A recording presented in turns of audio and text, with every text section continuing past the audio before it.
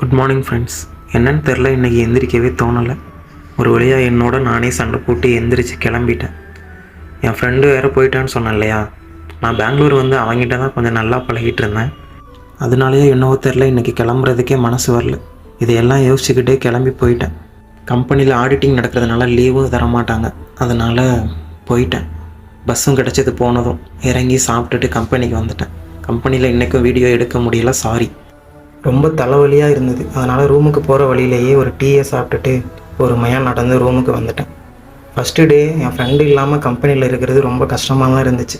என்ன பண்ணுறது, ஒரு 6 மாதம் அவன் கூட நல்லா பழகியாச்சு. ரூமுக்கு வந்ததும் ஃப்ரெஷ்அப் ஆகிட்டு கொஞ்சம் திங்ஸ் எல்லாம் அடுக்கி வைக்க வேண்டியது இருந்துச்சு. அதெல்லாம் அடுக்கி வச்சுட்டு சாப்பிட போகலாமேன்னு சொல்லிட்டு கிளம்பிட்டேன். ஹோட்டலுக்கு போய் சாப்பிட்டுட்டு ரோட்லேயே இன்றைக்கி கொஞ்சம் நேரம் வாக்கிங் போயிட்டு ரூமுக்கு வந்தேன். வானத்தில் நிலா அழகாக இருந்தது. அதை கொஞ்சம் நேரம் வேடிக்கை பார்த்துட்டு நானும் அப்படியே பொறுமையாக வந்து படுத்துட்டேன் ஃப்ரெண்ட்ஸ்.